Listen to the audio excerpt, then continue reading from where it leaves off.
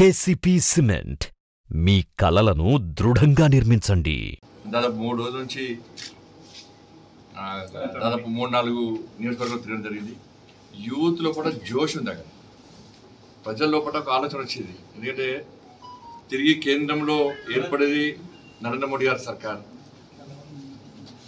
ఇక్కడ భారతీయ జనతా పార్టీ మళ్ళీ తిరిగి గెలవకుంటే వేరే పార్టీ కాంగ్రెస్ పార్టీ జేడీఎస్ అధికారులకు వస్తే ఏ విధంగా అభివృద్ధి ముందుకు సాగుతుంది, నిధులు ఎక్కడి నుంచి వస్తాయి.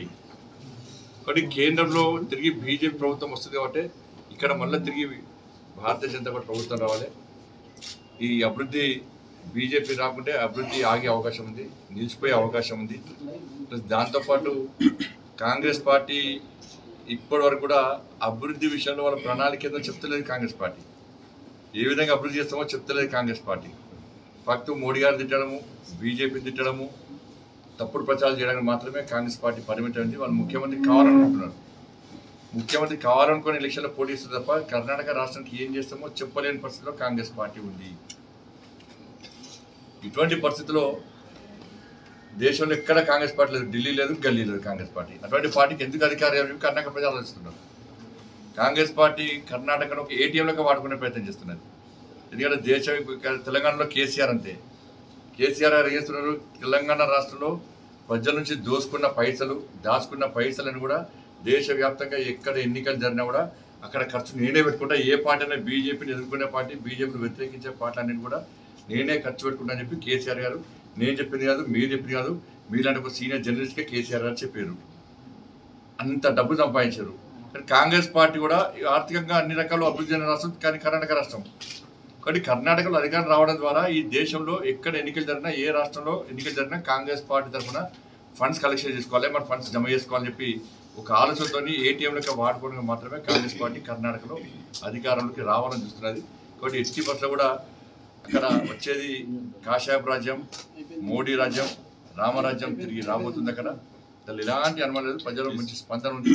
మోడీ గారి పర్యటన తర్వాత ఇంకా వాతావరణం ఇంకా అనుకూలంగా మారేటువంటి అవకాశం ఉంది. అందుకే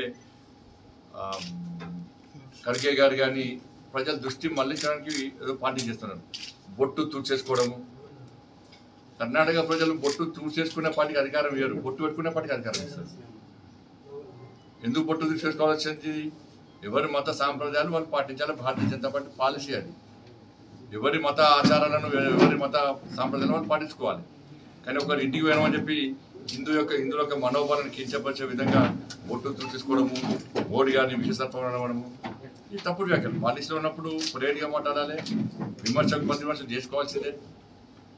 అట్లా ఆలోచించాలి తప్ప ఇష్టానుసారంగా వివరించే ప్రయత్నం చేస్తే ప్రజలు దాన్ని గుర్తించాలనే విషయాన్ని కాంగ్రెస్ పార్టీ ముందుగా గుర్తించుకోవాలి. సార్, తెలంగాణ ఆహ్వానం అందిందా?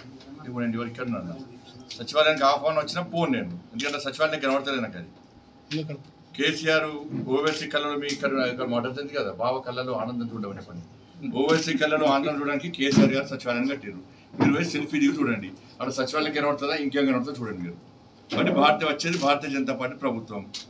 భారతీయ జనతా పార్టీ ప్రభుత్వం వచ్చిన తర్వాత కూడా ఎవరు ముఖ్యమంత్రి అయినా కూడా నేను దాన్ని అడుగుపెట్టా. అవి మొత్తం ఆ డూములు ఏవైతున్నాయో వాటన్నిటిని కూడా తిరిగి పునర్నిర్మించే వరకు కూడా దాన్ని పెట్టాం మేము. ఆ సచివాలయంకి లేదు.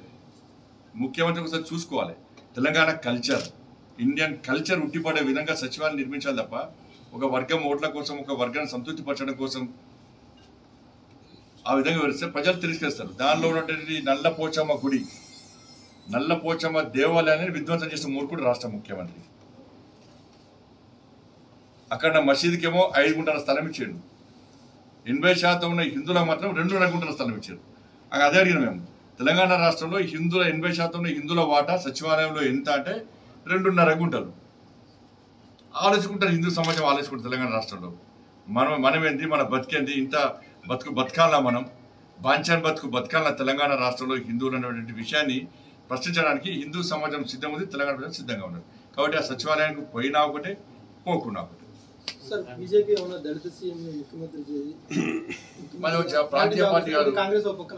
ప్రాంతీయ పార్టీ కాదు, జాతీయ నాయకత్వం అందరు కూర్చొని ఎవరు ముఖ్యమంత్రి కావాలి, ఎవరు మంత్రులు కావాలని చెప్పి ఎన్నికల తర్వాత దానికి ఒక కమిటీ ఉంటుంది మన నడ్డా గారి నాయకత్వంలో, అది నిర్ణయించే పార్టీ. మరి సీల్డ్ కవర్ పార్టీ కాదు, మరి ఏక్ నిరంజన్ పార్టీ కాదు. మేము ఇప్పటికీ దళితుని రాష్ట్రపతి చేస్తాను అనలే. దళితుని రాష్ట్రపతి చేస్తున్నాం, దళిత మహానుభావాన్ని. ఒక ఎస్టీ సామాజిక వర్గానికి సంబంధించి ఒక మహిళను రాష్ట్రపతి చేసినాం. 27 మంది బీసీలను మంత్రులు చేసినాం.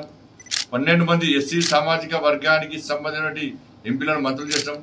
8 మంది ఎస్టీ సామాజిక వర్గానికి సంబంధించిన ఎంపీలను మంత్రులు చేసినాం. 8 మంది మహిళలు చేసినాం. ఎవరు అడగలే. బాబాసాహెబ్ అంబేద్కర్ యొక్క ఆలోచన విధానానికి అనుగుణంగా ముందుకు నడిచే పార్టీ భారతీయ జనతా పార్టీ. ఆ మహానుభావుని స్ఫూర్తి తెలుసుకుని ముందు పార్టీ మహానుభావుడు నరేంద్ర మోడీ గారు. నమస్కారం.